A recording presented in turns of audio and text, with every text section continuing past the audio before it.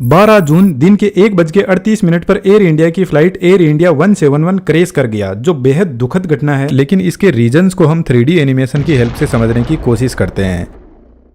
यह एयरप्लेन अहमदाबाद से 242 पैसेंजर को लेकर 1:36 पर लंदन गेटवे की तरफ उड़ान भरता है। करीब 2 मिनट तक एयरप्लेन रनवे पर अपनी स्पीड को बढ़ाता है। जब एयरप्लेन 300 किलोमीटर पर आवर की स्पीड तक पहुंच जाता है तो प्लेन रनवे से टेक ऑफ करता है। अभी प्लेन ने जस्ट टेक ऑफ किया है और सिर्फ 191 मीटर की हाइट पर पहुंचा है, लेकिन प्लेन का पायलट मेडे कॉल करता है एयर ट्रैफिक कंट्रोल के पास में और इमरजेंसी के बारे में बताते हैं कि प्लेन लिफ्ट नहीं कर रहा है। इसके बाद में कनेक्शन लूज हो जाता है और एयरप्लेन धीरे धीरे नीचे आने लगता है और एक हॉस्टल के बिल्डिंग से जाकर टकराता है और जबरदस्त ब्लास्ट होता है।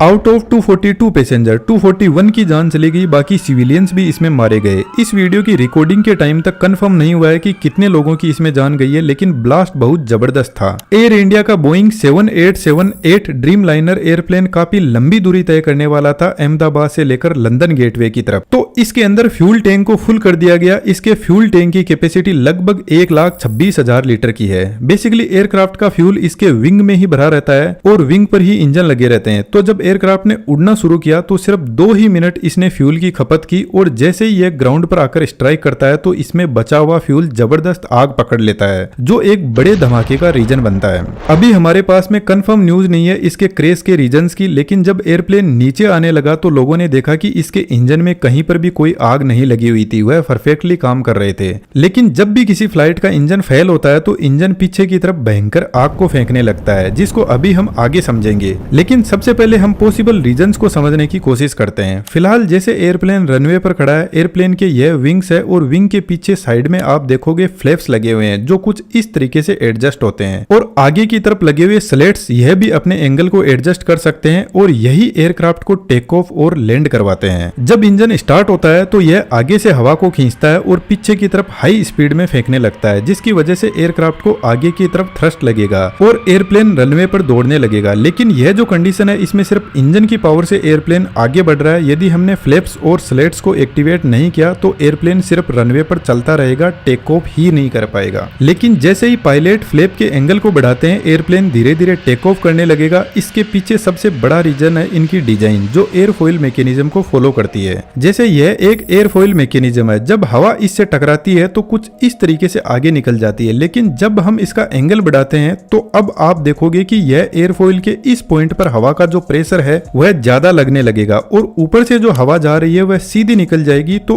इस पॉइंट पर एयर का जो प्रेशर है वह लो हो जाएगा और हमें अच्छे से पता है चीजें हमेशा हाई प्रेशर से लो प्रेशर की तरफ बढ़ती है। तो जैसे ही पायलट एयरप्लेन के फ्लैप और स्लेट एक्टिवेट करता है तो विंग के ऊपर की साइड में लो प्रेशर जनरेट होगा और एयरप्लेन टेक ऑफ करने लगेगा। लेकिन एयर इंडिया के बोइंग 7878 ड्रीम लाइनर में प्रोबेबली एक्सपर्ट्स का ऐसा कहना है कि यदि फ्लैप और स्लेट टेक ऑफ के बाद में यदि उनमें कोई टेक्निकल एरर की वजह से कोई प्रॉब्लम आई तो यह एयरप्लेन को लिफ्ट प्रोवाइड ही नहीं करवा पाएंगे और एयरप्लेन अपने आप नीचे आने लगेगा। लेकिन बोइंग का यह एयरप्लेन बहुत ही ट्रस्टेड एयरप्लेन है, इसमें ऐसी प्रॉब्लम होने के चांस बहुत कम होते हैं। तो यहाँ पर दूसरा बड़ा रीजन हो सकता है गर्मी। यदि आपको पता हो तो राजस्थान और गुजरात के एरिया में बहुत ज्यादा टेम्परेचर बढ़ा हुआ है अभी के टाइम, और जब टेम्परेचर बढ़ता है तो हवा की डेंसिटी कम हो जाती है, जिसकी वजह से एयर पार्टिकल दूर दूर चले जाते हैं। यह लंबी दूरी का विमान था तो जनरल सी बात है इसमें बहुत सारा लोड भी होगा और यदि लोड ज्यादा हुआ ऐसी गर्मी में तो प्लेन टेक ऑफ तो कर जाएगा, लेकिन हवा की डेंसिटी की वजह से लिफ्ट प्रोवाइड नहीं करवा पाएगा।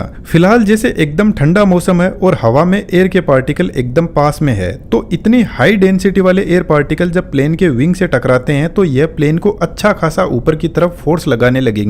आप इसको ऐसे समझ सकते हो कि यदि 100 किलो का कोई पत्थर है तो या तो उसको 2 आदमी मिलकर उठाएंगे या 100 आदमी मिलकर उठाएंगे। तो जनरल सी बात है जब 100 लोग मिलकर उठाएंगे तो यही तरीका आसान रहेगा। तो यहाँ पर भी जब ज्यादा एयर की डेंसिटी होगी तो प्लेन आसानी से ऊपर की तरफ लिफ्ट करने लगेगा और आसमान में जाने लगेगा। लेकिन गर्मी के टाइम में जो अर्थ का सरफेस होता है वहां पर जनरली हीट ज्यादा होती है और यहाँ पर एयर के पार्टिकल्स होते हैं वह दूर दूर होते हैं। तो जब कम एयर पार्टिकल एयरप्लेन को ऊपर की तरफ फोर्स लगाएंगे तो हो सकता है कि यहाँ पर जो इंजन थ्रस्ट जनरेट कर रहा है वह सफिशिएंट ना हो, और यदि ऐसा हुआ तो इंजन यदि अपनी फुल पावर पर भी चल रहा है तो एयरप्लेन एक तो लोड और सेकंड हवा की लो डेंसिटी की वजह से धीरे धीरे नीचे आने लगेगा। इसलिए जनरली यदि आप नोटिस करोगे इंडिया, दुबई, मेक्सिको जैसी कंट्रीज में रनवे की लंबाई ज्यादा रखी जाती है ताकि प्लेन गर्मी में भी सही से टेक ऑफ कर सके। लेकिन दोस्तों एक इंपॉर्टेंट बात मैं आपको बता देता हूं, एक बार प्लेन के टेक ऑफ करने के बाद में यदि इंजन में कहीं पर भी कोई प्रॉब्लम आती है तो पायलट कुछ भी नहीं कर सकता, उसके कंट्रोल में कुछ नहीं होता है, क्योंकि प्लेन को वापस जल्दी से टर्न देकर रनवे पे नहीं लाया जा सकता।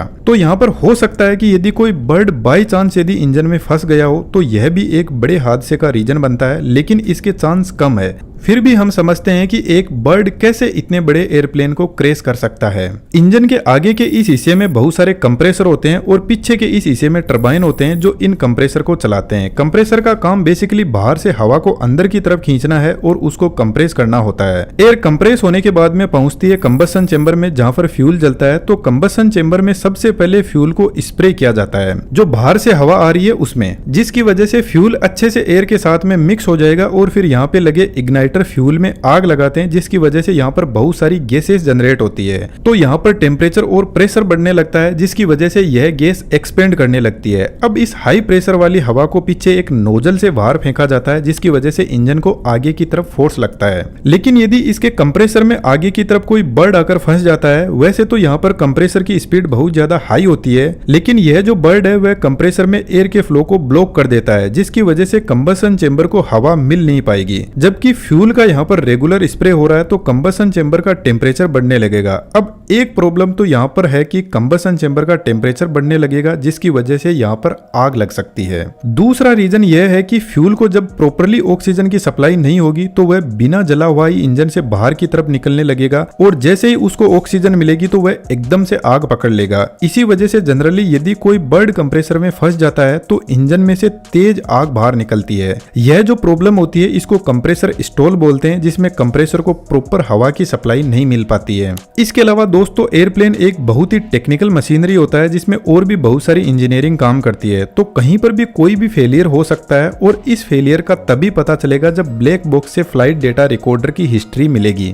ब्लैक बॉक्स बेसिकली एयरप्लेन की हर एक एक्टिविटी को रिकॉर्ड करता है। उम्मीद करता हूँ आपको बहुत कुछ समझ में आया होगा। जैसे ही हमें कंफर्म न्यूज मिलती है तो हम फिर से इस पर वीडियो बनाने की कोशिश करेंगे, लेकिन दोस्तों कुछ वीडियो ऐसे आए हैं जो वाकई में बहुत विचलित करने वाले हैं, जिससे अंदाजा लगता है कि ये एक्सीडेंट बहुत ही ज्यादा खतरनाक था। बस उम्मीद है कि भगवान उनके परिवार के लोगों को हिम्मत और शांति दे। Thank you.